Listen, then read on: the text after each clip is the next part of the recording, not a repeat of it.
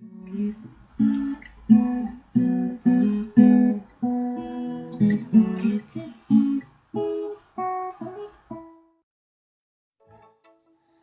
and welcome to today's video.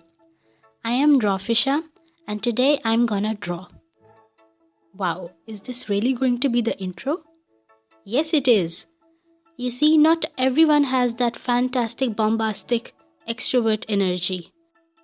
Some of us say dad jokes even when we are neither dads nor jokes. What? Anyway, today I am designing a shoe for my OC. Here she is. Isn't she pretty? Her name is WaterLily and she is half water fairy and half earth fairy. Rest of the story is still in progress. In the beginning, when I made my channel, I uploaded a few shoe designs. After that, I didn't do many of those. I focused on doing Krita tutorials and making some illustrations. I wasn't going to design a shoe for WaterLily just yet. I thought I was going to do some more illustrations of her and get the feel of what kind of a person she was. Then I would design a shoe for her. But I was painting an illustration where her feet were visible and I was stuck at that part because the shoes that I was making for her were not working at all. So that made me realize that it was my need to design a shoe which was stopping me from completing the illustration rather than my inability to do so. Took me 5 days to figure that out.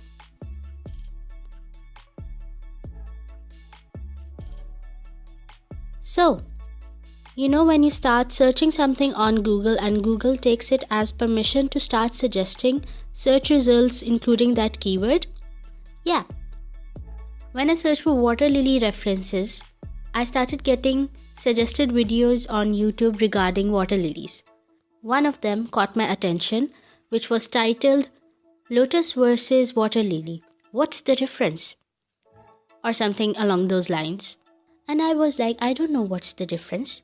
So I watched that video, did some research, and now I will be sharing that research with you so you too will know what's the difference. The biggest difference is that both water lily leaves and flowers float on the surface of the water, while the lotus leaves and flower rise above the water surface. But if you see a tropical water lily, you will notice that the flower rises above the water surface and its leaves float on the water. This is because a tropical water lily is a rebel. It is its own person. It does not identify with the normies. No, mom, I will not sit down. I will keep standing up. You are not the boss of me, is what a tropical water lily says to its mother.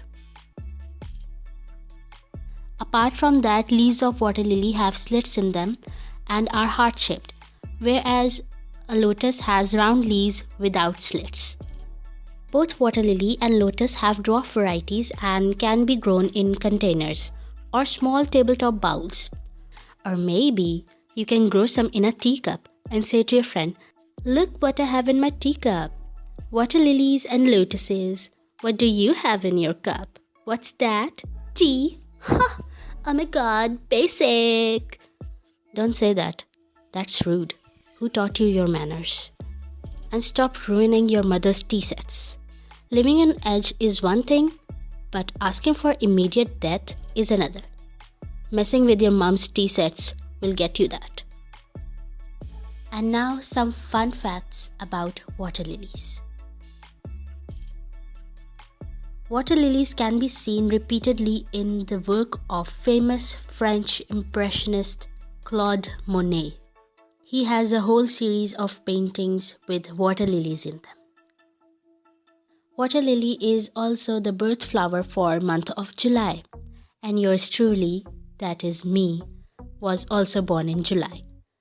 So my OC and I were meant to be. I did not know this fact before I did research on water lilies, so this one was a happy coincidence. Now that you and I are educated on this very important subject, let's look at the shoe design, which is the main subject of this video, in case you did not notice.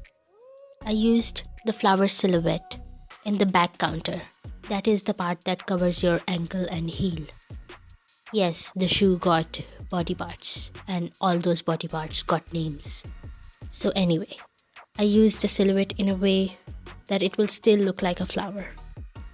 Extending from the flower is a stylized stem which connects with the leaf and then continues to connect with the toe strap.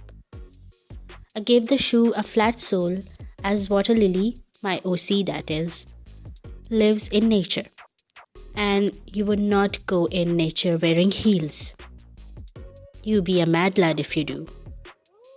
You would either wear sneakers like a normal person, or if for some reason you do not have sneakers or any type of closed shoe that is, you would wear flat sandals with a very sturdy sole that would not slip and make you fall. I added a fairy ring around the shoe to indicate that this shoe belongs to a fairy. I kept on adjusting the lights and the darks until I was satisfied with the results. I added little blue beads representing water. After that, I added sunlight and some more shadows to push the shoe to the front, and we are done. And if you are thinking why my personality has changed from my previous videos, I have flu, and when I have flu, I go a bit cuckoo.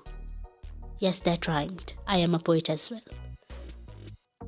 So now that we are done, as per YouTube tradition, I will ask you to like the video if you enjoyed it. Share your thoughts by leaving comments. Subscribe for future content. And remember, a lotus does not float us, but a water lily do.